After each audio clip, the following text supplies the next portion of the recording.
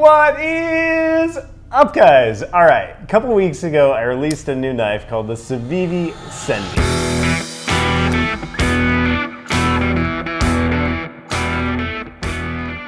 What happened is immediately the internet said it looks exactly like the Swisstech Würdig. And how did that make you feel, Ben? It made me feel like I had to go down this deep rabbit hole. Are these the same knife? Are these two knives the same? Are those the same knife, George? Of like, who is Swisstech? Where did they come from? And why are people saying these look the same? Because they absolutely do not. And I was like, all right, let's pull back the curtain on what knives actually inspired the Sendy. So we're gonna talk about design. We're gonna talk about this knife, because I tracked down some random dude on Reddit that works for Swisstech, and I learned a ton about this company. So I'm totally fascinated by it. I brought Austin on. We're just gonna dig into this a little bit so I can defend my thesis that these are not the same thing. They are not the same. They're nothing alike. We've got color and materials differences. In terms of opener, this one's got a thumb disc, this one doesn't. Let's do this thing. Let's go. Okay, so here's what happened, guys. I designed the Sendy. This is a Civivi knife. I've put a whole bunch of content together about it. And literally, when it came out, people were immediately like, this is the Würdig. So I went to Walmart and I bought one. This is only available at Walmart. And I was like, who in the world is Swisstech? Austin, get this. It is owned by a Chinese company called Great Star. Okay. Great Star. And so like Swisstech is weird because you can go to Walmart. Like all good YouTube videos, this one involves a trip to Walmart. Let's go. Buy a Swisstech knife and also like a Swisstech suitcase. Oh, for all your knives? No, just like a straight up luggage. Dang, okay. Just a luggage thing. And so I went digging, and Walmart owns the rights to use the name Swisstech on luggage. Swisstech comes in this really fancy packaging. Good packaging. Beautiful packaging. And I was like, who is this? Like, they know knives, because like this is like a $30 knife, AUS 8, micarta. If you are new to this knife and you haven't handled it yet, you would mistake it for any mid-tier level knife out there. Yes, it's excellent. And so I'm looking at it and I'm like, wow, these are definitely not the same knife, but let's explore this a little bit. So I talked to a few friends. We'll roll some of that footage in here. Tim, I want to know, is this knife and this knife the same? No. What is different about them? Well, first, this one is bigger. One's a thumb disc, one's not. One's G10, one's micarta. Micarta? Do you actually have a satin finish over here with this something? I think it's a titanium nitride finish. It's like a nitride finish. We've got differences in the pocket clip construction, as well as the seating of said pocket clip in the handles. Well, this one I would almost call a reverse Tonto sheep Warncliffe sort of thing. So it becomes a Warncliffe when it gets a stabby point, and then it has a pretty hard corner here, but then not a whole lot of belly here. It's not in line with the middle. This one I would give more of a spear point spade blade. Yes, it does have the corner here. You could make the reverse Tonto argument, but I'd say it's like a spade blade you find on those old school knives for turning steers into bulls and otherwise violating livestock. But what I want to do is talk about where the Sendy design came from, what actually inspired it. So, first and foremost, my friend Justin Lundquist. Hey guys. Let's pull a Feist. I'm gonna let you front flip that. Let's Austin. go. First time? There Oh, it is. dude. Yep. Okay, so Justin Lundquist designed the Feist for Kaiser. And then he came out with another knife called the Lumi from Civivi. And I'm gonna front flip this left-handed. Do you like that? Wow. Do you like that? Skills. Check that out. The interesting thing about these is they are both a Barlow style handle. What does that mean? Okay, so Barlow style is a traditional knife pattern. So literally anybody can make it. This is a Barlow. Yep. What makes this a Barlow? So what makes it a Barlow is the length of the bolster. Typically they're about a third of the length of the knife. So if you check out, this is a Barlow given to me by my friend Knife Thoughts. So you check that out. Like look at the handle on a traditional Barlow slip joint folder, and you look at the Lumi. That is a pattern. Literally anybody can use a Barlow handle. So do you have to call somebody and ask them if you can use a Barlow taper? I didn't. There's nobody. Who would you call? Who would I call? I know.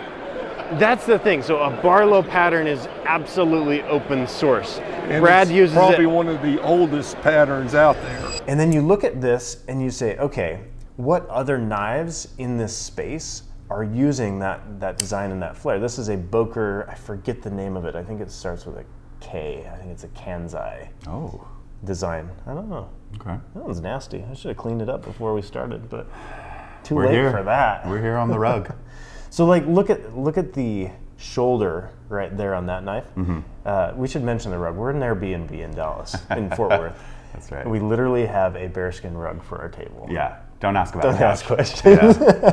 But you look at the styling on this, and you can see some of the Sendy, but like nobody on the internet's going like, "Hey, this looks like that Boker." Yeah, right? or like a Feist Or Feist or anything. But in reality, these knives right here were the ones on my table, and I think this is an important distinction.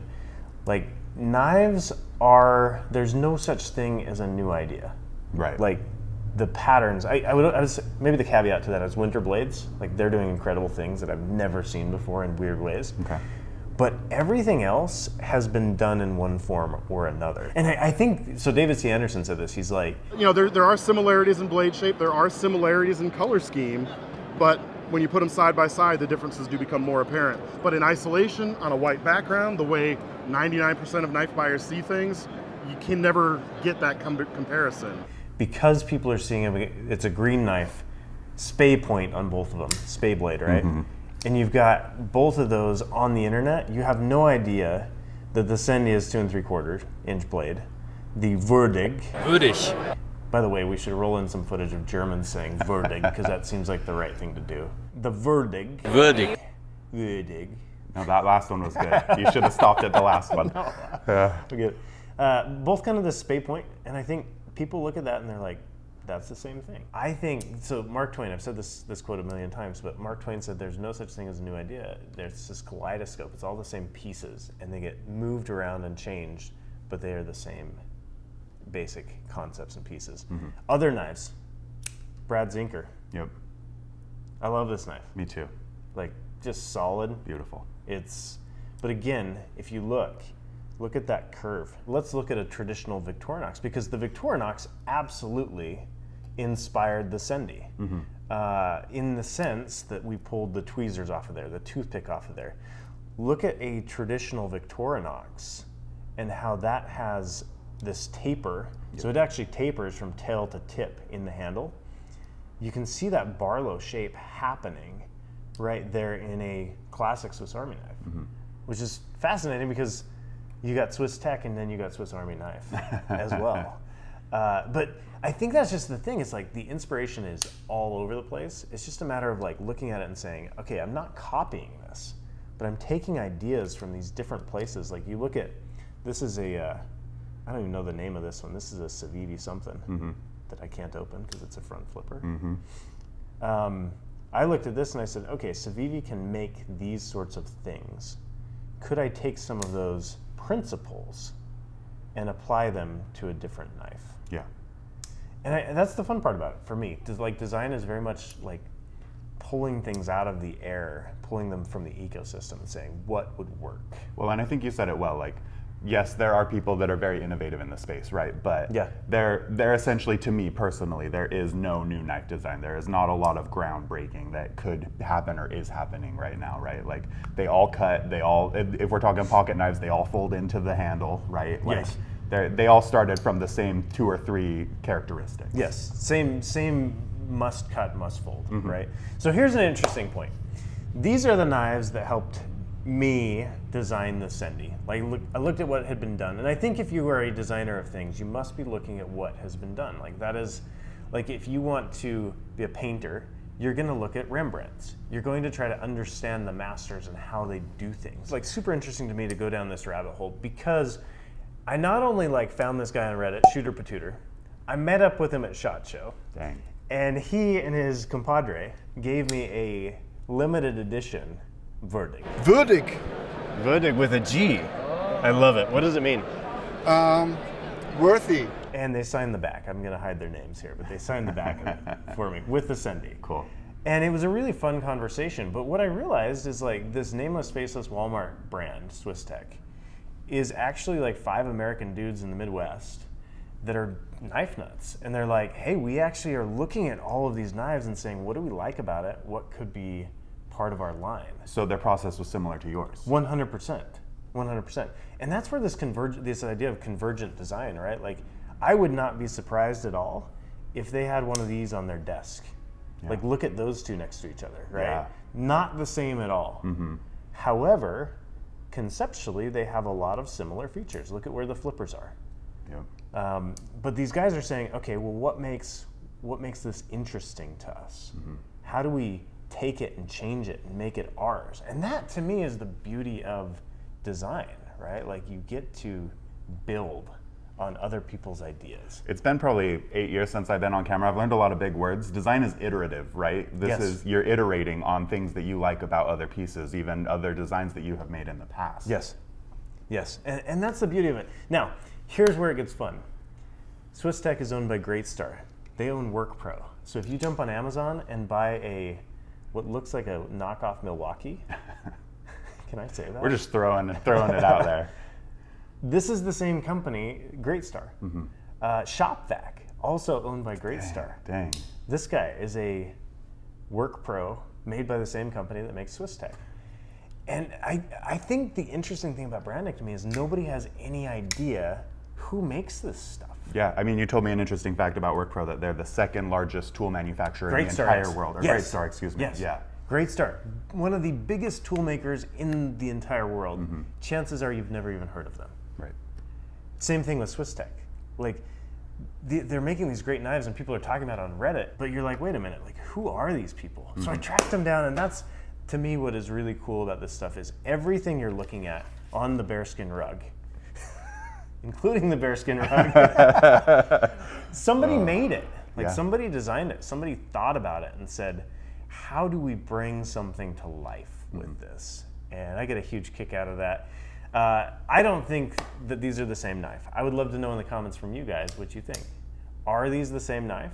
Why or why not? What makes them good? What makes them bad? Yeah. If you own a Sendy and you own a Würdig, Würdig. I would love to know what you think about both of them. So I get a kick out of that. This has been a fun conversation. Thank you for joining me on this, Austin. It's good to be back, man. We haven't sat down for ages. Don't tell anyone, but this was like our 5th take. We used to be one take wonders, man. We did. It was unbelievable. Years ago. Yep. It was very fun. Guys, if you like what I'm doing, definitely subscribe to the channel. The goal is to put out a little bit more content occasionally. Whenever like the internet makes me mad, I strike back at the internet.